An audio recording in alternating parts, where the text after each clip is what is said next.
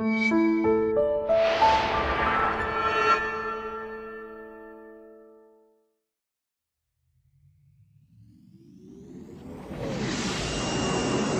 Log, February 24th, 2016. So we got word yesterday that Batman vs. Superman Dawn of Justice, which is about to dawn on us, so we've got a month. It is nearly here already, which is absolutely blowing my mind, just how close to this thing we finally already are, and I'm really interested to see what the landscape of superhero movies looks like after this thing, especially given that Deadpool has started to really change the rules already this year. We got word yesterday that we're getting a rated R Ultimate Director's Cut from Zack Snyder when it comes to video. I don't know if that'll just be on Blu-ray, or if it'll be Blu-ray and DVD. This is a thing I could not possibly have predicted, and a lot of people are speculating that we're getting this because of Deadpool, and that since that has been so successful, breaking records, it had the biggest take opening weekend of any X-Men movie, had the biggest February take, is likely to get, or maybe it's already beaten the top box office record for X-Men, but it's likely to do as well overall globally as any of those or better ever has. And so all of a sudden, companies making superhero movies are thinking, oh, we can make rated R superhero movies. We don't have to censor ourselves. You market it right, and you give people really what they want. So that's already starting to affect things on a grand scale. We're only in February, and the world has changed. The landscape is different. 2016, I predicted as possibly being 2008 all over again in how it would affect the landscape and expectations of superhero and comic movies moving forward.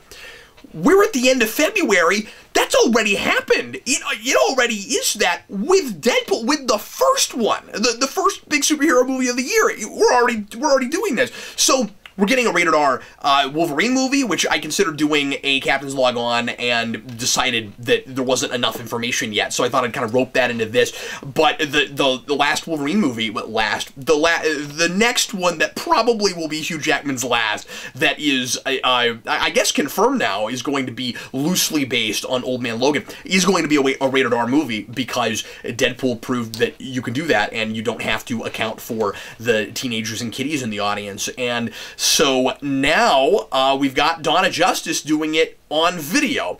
And is it possible that if Zack Snyder had a lot of extra footage that he really wanted to put into a director's cut, because, by the way, Zack Snyder loves director's cuts. There's two different extra cuts of Watchmen beyond the theatrical version. It honestly probably shouldn't surprise me that we're getting a director's cut of this movie, it being Zack Snyder, but I hadn't thought of that before, and I'll tell you why in just a minute, but it's interesting that it's being announced now. So it's possible that he was planning on putting out some kind of a director's cut later on, but and that it might have even had to have been rated R to come out at all, and maybe they wouldn't have even used as much footage as they're going to, because they would have thought that you can't really sell a PG-13, or that you would have to still make that thing PG-13, because we've been advertising it and merchandising it to children and that kind of thing. And verdict is out for me until I've seen it on whether or not we should be doing that. But given we've got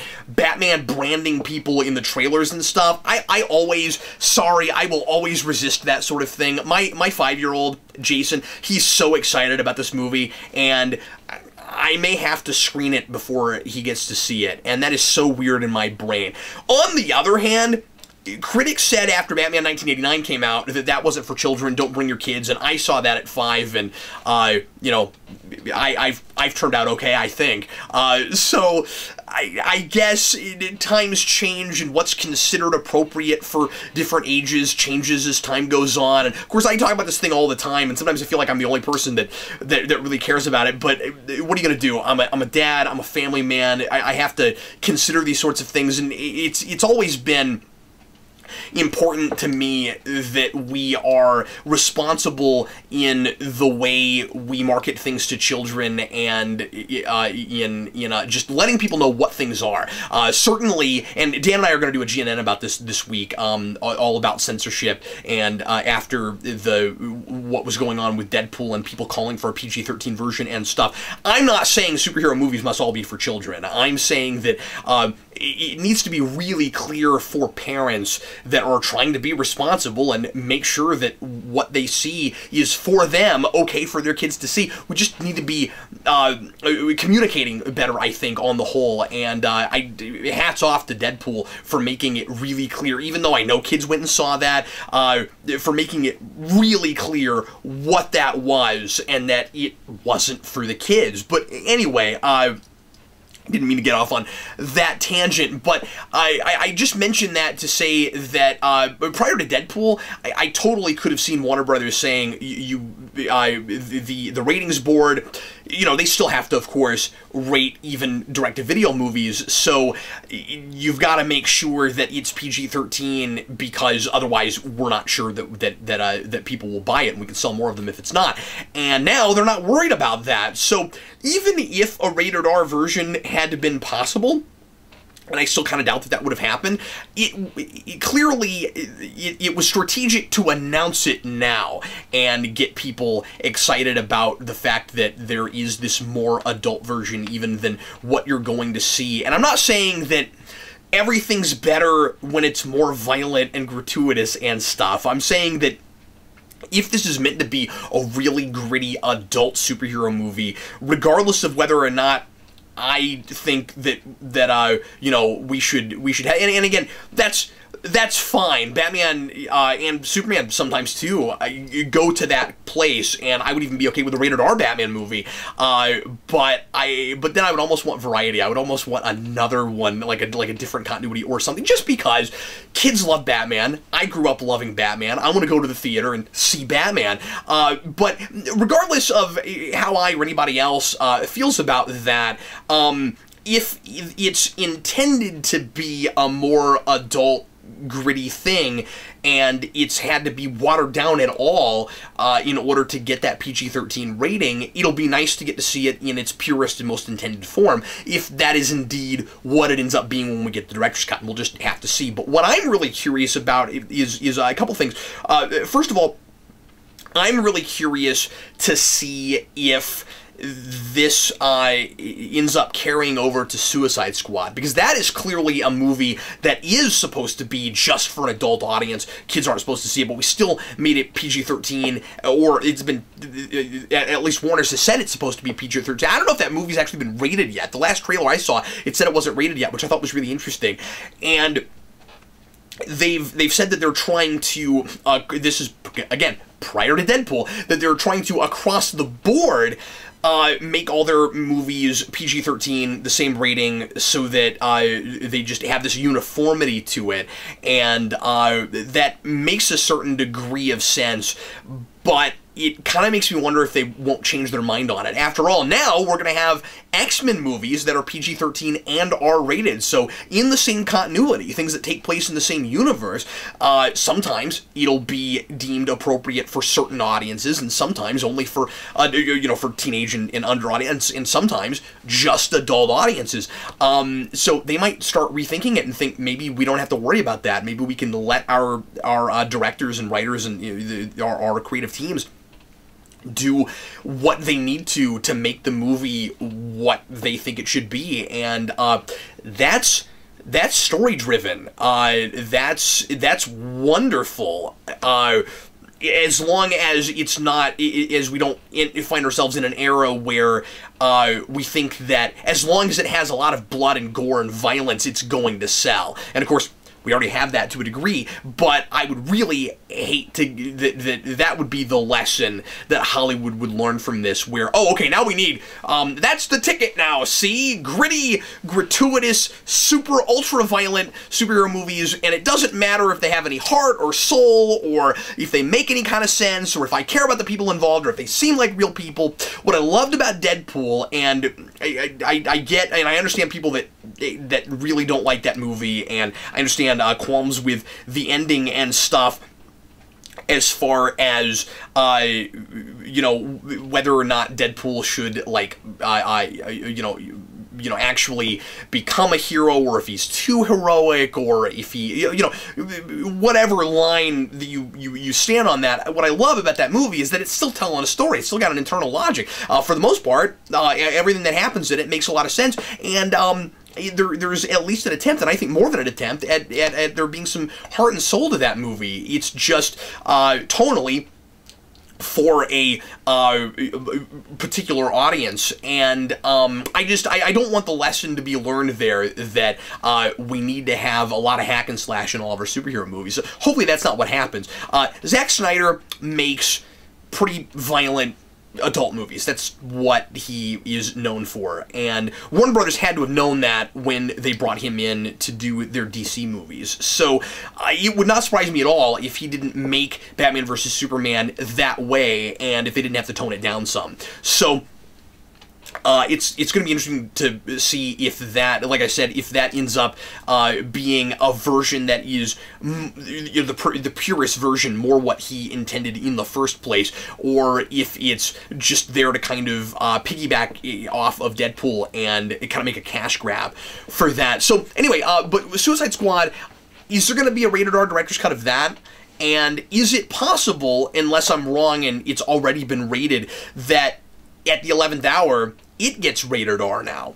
I think that's not outside of the realm of possibility. I mean, I think all bets are off now, and this is all going to be really interesting. I also think that it is almost a foregone conclusion that we'll see a rated R version now of Killing Joke, that animated movie will get an R rating instead of a PG-13 rating, and I don't know how close they are to finish with the animation on that, but this could change the way that movie's made. There could be some last minute changes, or maybe they're just halfway in the middle of it, but I doubt that very seriously. I would imagine that a lot of the voice work and animation stuff is already completed on that, but because we're not too terribly far away from it now, I don't think.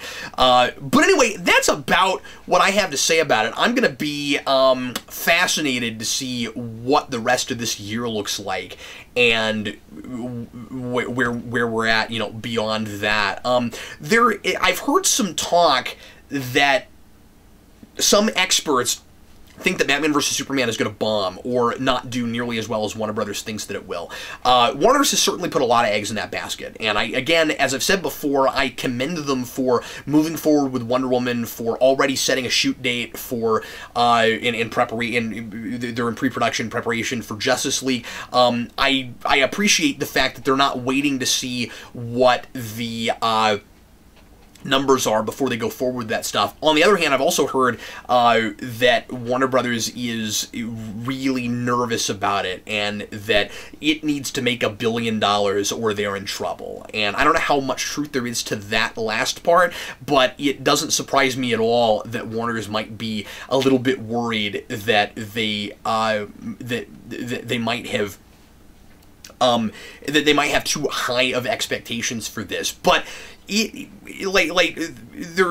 saw a study that was taking a whole lot of different factors into account and said that it only had like a 32% chance or something of actually making money, and I don't buy that for even an instant. I think Star Wars was last year's big giant surefire moneymaker, and I think this year it's Batman vs. Superman. It's just too much of a history-making thing. I think people who even people who don't trust it, who don't believe in it, who are expecting it to fail in the story department, who think it's not going to be what they want, who really hate a Man of Steel, I think those people are still going to see it, or a lot of them, just on curiosity alone. And I think that Warner's has done a really good job of promoting it. I think it's had a really good campaign.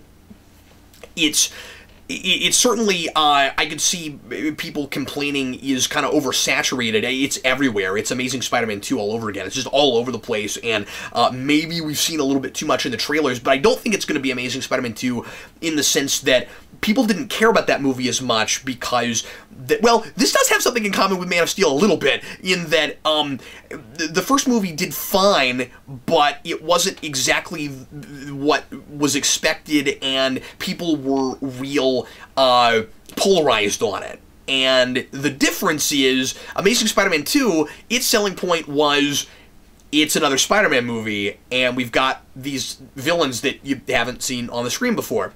That was pretty much the selling point of it, and Sony put it in everybody's faces constantly, and people were sick of seeing it. And I think part of the reason that that has gone down in history now as being a really awful movie is partly just because of the expectations people had of it going in, and maybe even kind of sick of hearing about it and not really expecting much from it in the first place. I mean, I think both of those things happened with that movie. With this one, people who hated Man of Steel, I think a lot of them are holding out hope that this still might be something wonderful. And again, it's an event. It's history breaking. It's Avengers all over again, where we're marrying worlds that people never thought they'd get to see on the big screen. And there had been, this almost happened so many times that now that it finally is happening, it's just too big of a deal to people. It will do what Warner's needs it to, I think.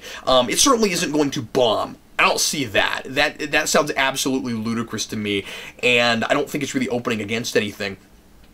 But it'll be a big release. It'll be bigger than Deadpool was, certainly, but it also has a lot more money to make back. But anyway, I thought I'd tack that part on at the end here and just talk a minute about that as well. Leave your comments. I'm really interested to see what people think about this rated R movie development. And like I said, I think that could be a really cool thing that we're getting that. Oh, so I'm sorry. This is another thing that I really need to say about that, because this is a thing that I think about a lot, and maybe too much, and that sometimes irks me a little bit. When you have a director's cut for a movie that is part of a sequence, and of course you sometimes will get director's cuts even for sequels of things, but and that can be kind of problematic too. But when you're talking about this big, sprawling continuity, where you've got all these different movies, and you're trying to create this expansive universe, and you've got a theatrical version, and then you have a director's cut, you're going to have scenes, unless the, because, you know, it's going to be rated R for violence, is what I read, naturally. There's not going to be a nude scene. Unless it's just, there's a lot more fighting, and it's a lot more Frank Miller-ish. If it's not just that, then and there's actually scenes that like inform the story and are like major developments that were left out of the movie, then you end up with that kind of awkward thing of what counts as canon and what doesn't. And I just want somebody that's involved, Zack Snyder or somebody, to weigh in and tell us, Jeff Johns, somebody, confirm if it's in the theater, it counts as it actually happened. And if it's on the director's cut, we're just showing you another version of it that doesn't necessarily inform anything. We had this with Incredible Hulk, where one of the most important scenes that has informed things for the Hulk after that wasn't even in that movie, but it's in the director's cut. Oh, actually, I'm sorry. I don't think there is a director's cut for that movie. It's just a cut scene, but where Bruce Banner tries to commit suicide. And that's talked about in the Avengers, and it didn't happen in the movie. And it's fine, it works, we didn't actually have to necessarily see that happen, but I worry about potential other inconsistencies where there are, where we move on from a different place from what we saw in a director's cut that contradicts the thing there, and so then you're like, okay, well, I guess that version doesn't count. It's not a big deal. Even worse is when there's a thing that you wish would count that they're not using because it was in a director's cut, but I have no idea if that will even be a problem. It may not be. So it's not necessarily a big deal. But it can be irritating if I love that version a lot more and it ends up feeling more like a comic tie-in where it's great, but it doesn't really count as canonical. But anyway, thanks a lot for watching. Sure appreciate it. And like I said, leave your comments. Let me know what you think about this development. And in the meantime, I am Captain Logan, and this concludes today's Captain's Log.